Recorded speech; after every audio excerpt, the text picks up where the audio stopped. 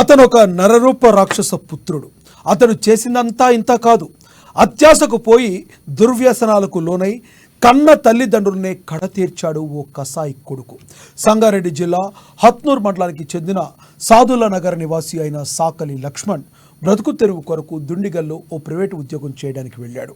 అక్కడ అనేక దుర్వ్యసనాలకు లోనై లక్ష్మణ్ డబ్బుల కొరకు కన్న తల్లి మెడలో ఉన్న బంగారంపై కన్నుపడింది. ఎలాగైనా బంగారం తల్లి దగ్గర నుండి తీసుకోవాలని పక్కా పథకం వేశాడు.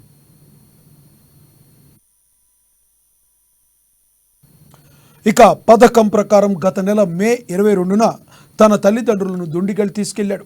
అందరూ కలిసి ఆల్కహాల్ సేవించి విందు చేసుకున్నారు. నిందితుడు భార్యతో కలిసి 3.5 తులాల బంగారం మీద కన్నేసి సమయం కోసం ఎదురు చూశారు. ఎక్కడి వాళ్ళు అక్కడ నిద్రలో జరుకున్న తర్వాత సొంత తల్లిదండ్రులను గొంతు నులిమి కడతీర్చాడు. దానికి అతని భార్య అనిత పూర్తిగా సహకరించినట్టు తెలిసింది. ఆ తర్వాత కారులో నర్సాపూర్ అటవీ సమీపంలోని రాయారావు చెరువు చెట్ల పొదల్లో తల్లిదండ్రుల శవాలపై పెట్రోలు పోసి నిప్పట్టించాడు. ఈ విషయాన్ని గప్చిప్గా ఉంచిన భార్యాభర్తలు ఏమీ తెలవనట్టుగా ఉన్నారు. ఆడబిడ్డ తల్లిదండ్రులు జాడ కొరకు వెతకని ఊరు లేదు, వెతకని జాడ లేదు. ఇక పుట్టిన ఊరికి వచ్చిన తరువాత తల్లిదండ్రుల గురించి వాకబు చేసింది.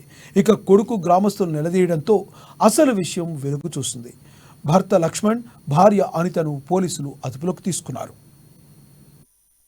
ఒకటి హత్నూరాలో మేనగూడలు మేనమామ